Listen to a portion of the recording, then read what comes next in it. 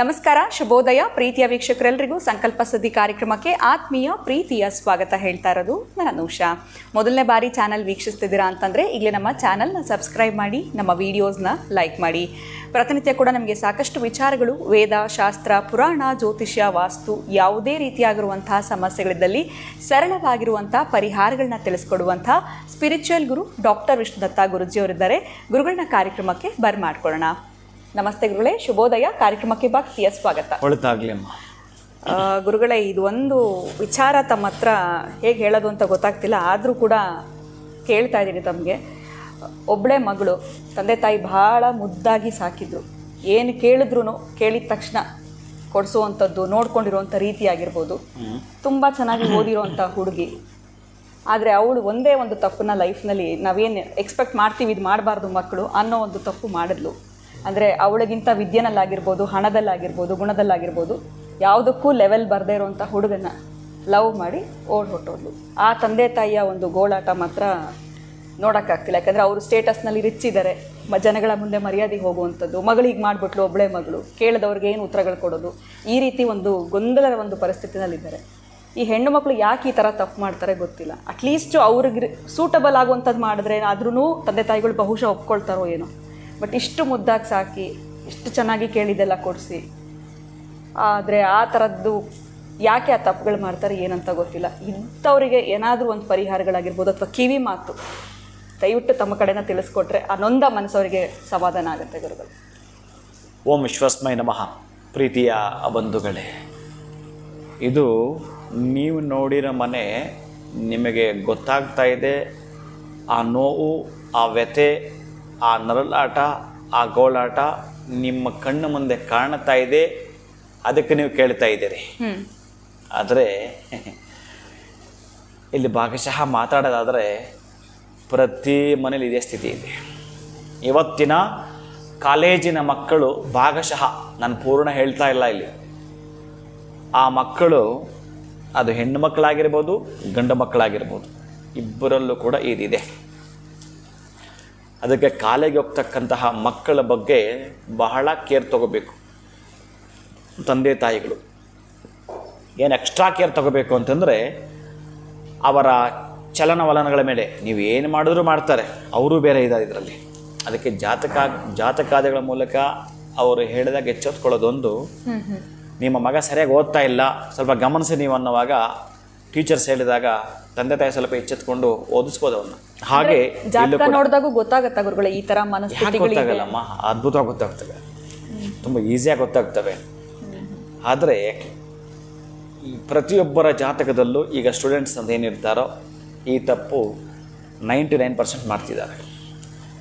ಆದರೆ ಇದರಿಂದ ಆಚೆ ತರಬೇಕಾದ್ರೆ ನೀವು ಹೇಳ್ತಿರೋದು ಒಬ್ಬ ಮಗಳು ಪರವಾಗಿಲ್ಲ, ಒಬ್ಬೇ ಮಗಳು ಅಂತ ನೋವು ಪಡ್ತಾರೆ, ಅದೊಂದು ರೀತಿಯ ನೋವಾದರೆ, ಇನ್ನು ಕೆಲವು ಮನೆಯಲ್ಲಿ 2 ಹೆಣ್ಮಕ್ಳು ಇರ್ತಾರೆ, 2 ಹಾಗೆ ಮಾಡಿರ್ತವೆ. ಅವಾಗೇನು ಮಾಡೋದು? 2 ಹಾಗೆ ಸರಿ ಬಿಡು, ದೊಡ್ಡವಳಂತೂ ಬೇರೆ, ನಮಗೆ ಗೊತ್ತಿಲ್ಲದೆ ನಾವು ತುಂಬ ಚೆನ್ನಾಗಿ ಹೊತ್ತು ಉಣ್ಣಬಡಿಸಿ ಮುದ್ದಾಗಿ ಲಾಲನೆ ಪಾಲನೆ ಮಾಡಿ ಪೋಷಣೆ ಮಾಡಿ ಬೆಳೆಸಿದ್ದೀವಿ. ಅದಾದರೂ ನಮಗೆ ಹೇಳಿದಕ್ಕೆ ನಾವು ಚೆನ್ನಾಗಿ ಬದುಕಿದವರು, ಚೆನ್ನಾಗಿ ಒಳ್ಳೆ ಕಡೆ ನೋಡಿ ಮದುವೆ ಮಾಡಬೇಕು ಅಂತಿದ್ವಿ, ಆದರೆ ಈ ರೀತಿ ಆಗ್ಬಿಡ್ತು ಅಂತ ಹೇಳಿ ನೋವು ಪಟ್ಟುಕೊಂಡು ಆ ಬೇಸರದಲ್ಲೇ 1 ವರ್ಷ 2 ವರ್ಷ ಹೇಗೋ ಹಾಗೋ ದುಡಿಬಿಟ್ರು. ಮತ್ತೆ 3ನೇ ವರ್ಷ ಆ 2ನೇ ಮಗಳು ಇದೇ ಕೆಲಸ ಮಾಡಿದಾಗ ಅವ್ರೇನಾಗಬೇಕು? ಅಟ್ಲೀಸ್ಟ್ ಅವಳ ಮೇಲೆ ಒಂದು ಭರವಸೆ ಇಟ್ಕೊಂಡಿದ್ರು, ಅದೂ ಇಲ್ಲದಾಗ ಆಯಿತು. ಈ ತರಹದ್ದು ಬಹಳ ನಾನು ನೋಡಿದ್ದೇನೆ. ಇನ್ನು ಗಂಡು ಮಕ್ಕಳು ಇನ್ನು ಇದಕ್ಕೇನು ಕಡಿಮೆ ಇಲ್ಲ, ಅವರು ಕೂಡ ಹೀಗೆ ಅನುಸರಿಸಿದ್ದಾರೆ. ಅದೇ ಅಪ್ಪ ಅಮ್ಮನ ನೋವು ತೊಳಲಾಟ ಇಲ್ಲ ಅಂತಂದರೆ ನಾವು ಗೌರವವಾಗಿ ಬದುಕಿದ್ದೀವಿ, ಈ ಸಮಾಜದಲ್ಲಿ ತುಂಬ ಮಾನ ಮರ್ಯಾದೆ ಇಟ್ಕೊಂಡು ಬದುಕಿದ್ದೀವಿ, ಇದಕ್ಕೆಲ್ಲ ನೀರಲ್ಲಿ ಹೋಮ ಮಾಡ್ದಂಗೆ ಆಗೋಯ್ತು. ನಮಗೆ ಕಳಂಕ ತಂದುಬಿಟ್ರು, ನಾವು ಮುಖ ಎತ್ಕೊಂಡು ತಿರುಗಕ್ಕಾಗುತ್ತಿಲ್ಲ. ಈಗೆಲ್ಲ ಮಾತಾಡ್ತಾರೆ ಪಾಪ. ನಮ್ಮ ಬಂಧು ಬಾಂಧವ ನಮ್ಮನ್ನು ಹೇಗೆ ನೋಡ್ತಾರೆ ಅಂದರೆ, ನೋಡು ಮಕ್ಕಳನ್ನ ಬೆಳೆಸಿದ್ದಾರೆ, ಈಗ ಬೆಳೆಸೋದು ಯಾರನ್ನೋ ಕಟ್ಕೊಂಡ್ರು, ಯಾವಳನ್ನೋ ಕಟ್ಕೊಂಡ, ಏನೋ ಮಾಡಿದ್ರು, ಎಷ್ಟು ಅಂತಂದರೆ ತುಂಬ ನೀಚವಾಗಿ ಮಾತಾಡ್ತಾರೆ, ಎಲ್ಲರ ಹತ್ರನೂ ಮಾತು ಕೇಳೋ ನಿಕೃಷ್ಟವಾಗಿ ಮಾತಾಡ್ತಾರೆ. ಎಲ್ಲರೂ ಕೂಡ ಮಾತಾಡ್ತಿರ್ತಾರೆ. ಪಾಪ ಇವರು ಹೇಗೆ ಸಹಿಸ್ಕೊಳ್ತಾರೆ, ಇನ್ನು ಕೆಲವರು ಸಹಿಸ್ಕೊಳ್ದು ಏನೋ ಮಾಡ್ಕೊಳ್ತಾರೆ ಪಾಪ ತಂದೆ ತಾಯಿಗಳು ಕೂಡ. ಮೊನ್ನೆ ಯಾವುದೋ ಒಂದು ಕುಟುಂಬ ಹಾಗೆ ಮಾಡಿಕೊಂಡ್ರು. ಅದೆಲ್ಲೋ ನಾನು ಓದಿದ್ದು, ದೊಡ್ಡವಳು ಹೆಣ್ಣು ಮಗು ಯಾರ ಜೊತೆನೋ ಓಡಿ ಹೋದಲು ಅಂತೇಳಿ ಇನ್ನೊಂದು ಹೆಣ್ಣು ಮಗಳು ಅಪ್ಪ ಅಮ್ಮ ಕೆರೆಗೆ ಬಿದ್ದು ಸತ್ತೋಗ್ತಾರೆ. ಅದೇ ನಾನು ಹೇಳಿದ್ದು, ನಿಮಗೆ ತಾಕತ್ತು ಅಂತಿದ್ದರೆ ಯಾವುದೇ ಧರ್ಮ ಯಾವುದೇ ಜಾತಿಯವ್ರನ್ನಾಗಿರಲಿ, ನಿಮಗೆ ಸ್ವಾಭಿಮಾನ ಅಂತಿದ್ದರೆ ಅದೇ ತಂದೆ ತಾಯಿಗಳನ್ನ ಒಪ್ಪಿಸಿ ನಿಮ್ಮ ಮದುವೆ ಆಗಿ, ಇಲ್ಲಾಂದ್ರೆ ಆಗಬಾರ್ದು ರೀ. ಅದೇ ಹೇಳಿದ್ದು, ನಿಮ್ಮ ಒಂದು ತಾಕತ್ತ ಮತ್ತೆ ನಾನು ಯಾಕೆ ಹೇಳ್ತೇನೆ ಅಂತಂದರೆ, ಅವರಿಗೆ ಕಣ್ಣೀರು ಹಾಕ್ಸ್ಬಿಟ್ಟು ಇಷ್ಟು ವರ್ಷ ನಿಮ್ಮನ್ನು ಸಾಕಿದ್ದಾಯಿತು, ಸಲಹಿದ್ದಾಯಿತು, ನಿಮ್ಮ ಖರ್ಚು ನೋಡ್ಕೊಂಡಿದ್ದಾಯಿತು, ನಿಮಗೆ ಊಟ, ಹಸಿವು, ಬಾಯಾರಿಕೆ ಏನಾಗ್ತಿತ್ತು ಅದೆಲ್ಲ ಕೂಡ ಸರಿಪಡಿಸ್ಕೊಂಡು ನಿಮ್ಮ ಜೊತೆಗಿದ್ರಲ್ಲ, ನೀವು ಕೊಟ್ಟ ಕಾಣಿಕೆ ಇದೇನಾ, ನೀವು ಕೊಟ್ಟ ಗಿಫ್ಟ್ ಇದೇನಾ, ಅವ್ರನ್ನ ಜೀವನಮಾನ ಪರ್ಯಂತ ನೋವಲ್ಲಿ ಇಟ್ಬಿಡೋದೇನಾ? 20 ವರ್ಷ ನಿಮ್ಮನ್ನು ಬೆಳೆಸಿದ್ರಲ್ಲ, ಆ ಹಾಲು ಹಸುಳೆ ಆವಾಗಲೇ ಈಗ ಮಾಡಿದರೆ ನಿಮ್ಮ ಕತೆ ಏನು? 20 ವರ್ಷ ಆದಮೇಲೆ ನಿಮ್ಗೆ ಯಾರೋ ಒಬ್ಬರು ಅಟ್ರಾಕ್ಷನ್ ಕಂಡುಬಿಟ್ರು, ಏನೋ ಒಂದೆರಡು ಮಾತಾಡ್ಬಿಟ್ರು ಅಂಥೇಳಿ ಈ ಸಂಸಾರವನ್ನು ನಾಶ ಮಾಡಿ ಹೋಗ್ತಿರಲ್ಲ. ಏನನ್ಬೇಕು ನಿಮ್ಮನ್ನು? ಅದಕ್ಕೆ ನಾನು ಹೇಳ್ತಿರೋದು, ತಪ್ಪು ಮಾಡೋಂಥ ಮಕ್ಕಳಿಗೆ ಹೇಳ್ತಿದ್ದೇನೆ. ಮನೇಲಿ ಒಪ್ಪಲ್ಲ ಅನ್ನೋದು ಅವರ ಮೈಂಡಲ್ಲಿ ಕೂತಿರುತ್ತೆ. ನಮ್ಮ ಗೊತ್ತಿರ್ತಕ್ಕಂಥವ್ರು ಒಬ್ಬ ಹೆಣ್ಣು ಮಗಳಿಗೆ ಕೆಲಸ ಮಾಡಿದ್ಲು, ಏನು ಮಾಡಿದ್ರು ಅವ್ರ ಮನೆ ಒಪ್ಪಲಿಲ್ಲ. ಆಗ ಆಕೆ ಅಂದ್ಲು, ನಾನು ಮಾಡ್ಕೊಂಡ್ರೆ ಅವನ್ನ ಮಾಡ್ಕೊಳ್ತೀನಿ, ಇಲ್ಲಾಂದರೆ ಮದುವೆ ಮಾಡ್ಕೊಳ್ಳಲ್ಲ, ಹಾಗೆ ಉಳಿತೀನಿ. 8 ವರ್ಷಗಳಿಂದ ಈ ತೀರ್ಮಾನ ತೆಗೆದುಕೊಂಡವಳು ಈಗ ಹಾಗೆ ಇದ್ದಾಳೆ. ಅಪ್ಪ ಅಮ್ಮನ ಜೊತೆ ಇರ್ತೀನಿ, ನಾನು ಮಾಡ್ಕೊಳ್ಳಲ್ಲ. ಅಪ್ಪ ಅಮ್ಮ ಒಪ್ಪಲಿಲ್ಲ. ನಾವು 8 ವರ್ಷ ಮೊದಲು ಪ್ರೀತಿ ಮಾಡಿದ್ವಿ, ಚೆನ್ನಾಗಿದ್ವಿ. ಆದರೆ ಮನೆಯಲ್ಲಿ ಒಪ್ಪದ ಕಾರಣ ಯಾವುದಾದ್ರೂ ಒಂದು ಕಳ್ಕೊಬೇಕಲ್ಲ ನಾನು. ಹಾಗಾಗಿ ಈ ನಮ್ಮನ್ನು ಹೆತ್ತವರನ್ನು, ನಮ್ಮನ್ನು ಸಾಕಿ ಸಲಹಿದವರನ್ನು ನಾನು ಕಳ್ಕೊಳ್ಳಲ್ಲ. ಇದು ಒಂದು ರೀತಿ. ಯಾಕಂದರೆ ಒಂದು ಆಧಾರ ಇದು. ಒಬ್ಬರೇ ಇದ್ದಾಗ ಏನು ಮಾಡೋದು ಕತೆ ಪಾಪ. ಇನ್ನು ಅವ್ರು ಮಾಡೋದಾದ್ರೂ ಏನು, ಇನ್ನು ಅವ್ರು ನಿರಾಸಕ್ತರಾಗ್ಬಿಡ್ತಾರೆ, ಏನು ಮಾಡಲಿಕ್ಕೆ ಇಷ್ಟಪಡಲ್ಲ. ಅದಕ್ಕಾಗಿ ಈ ತರಹದ್ದು ಬಹಳ ಇದ್ದಾವೆ.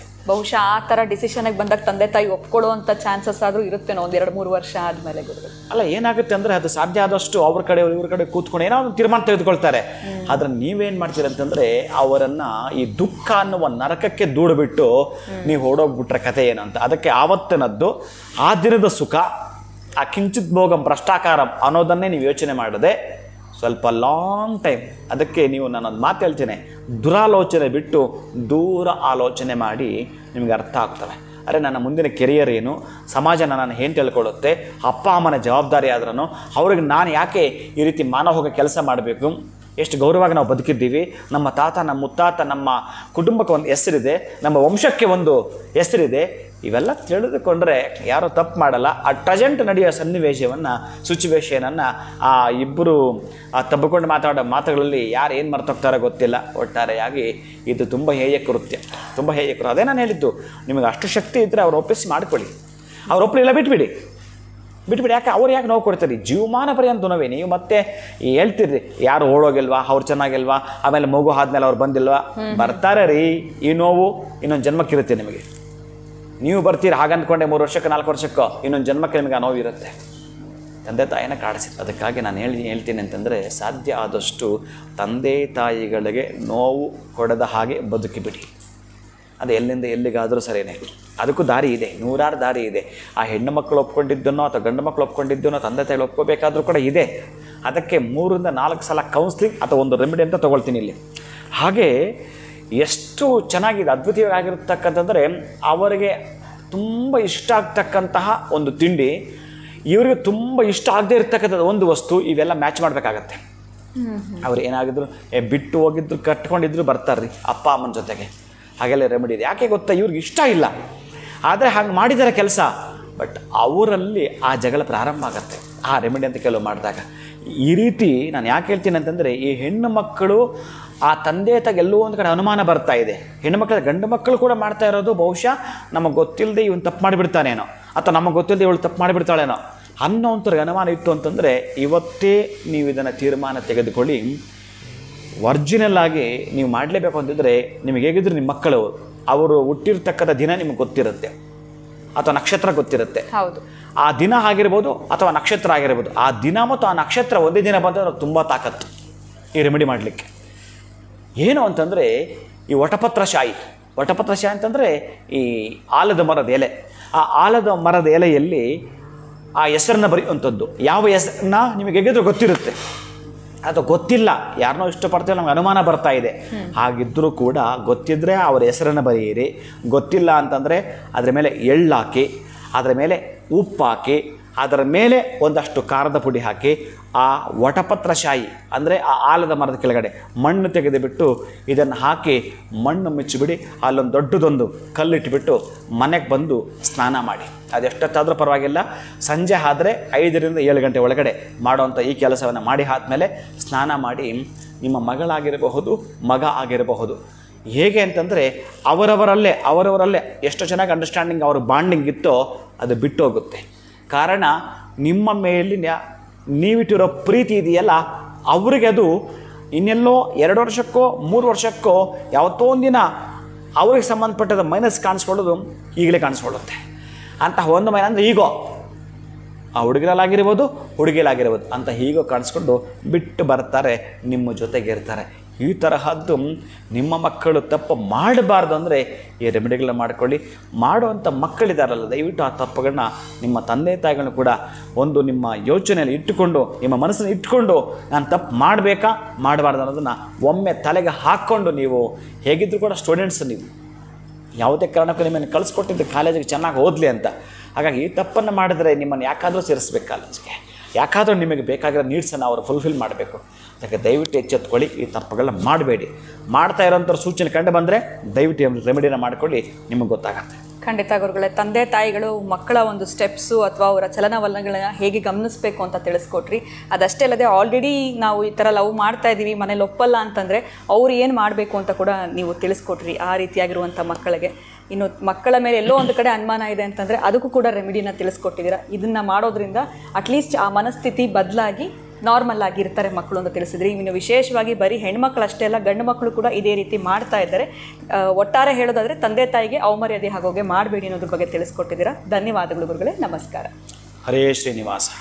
ಇನ್ನು ವೀಕ್ಷಕರೇ, ಇವತ್ತಿನ ವಿಡಿಯೋವನ್ನು ಮುಗಿಸುವಂಥ ಸಮಯ ಆಗಿದೆ. ಮತ್ತೊಂದು ಹೊಸ ವಿಚಾರದೊಂದಿಗೆ ಮುಂದಿನ ವಿಡಿಯೋದಲ್ಲಿ ಭೇಟಿ ಮಾಡ್ತೀನಿ. ನಮಸ್ಕಾರ.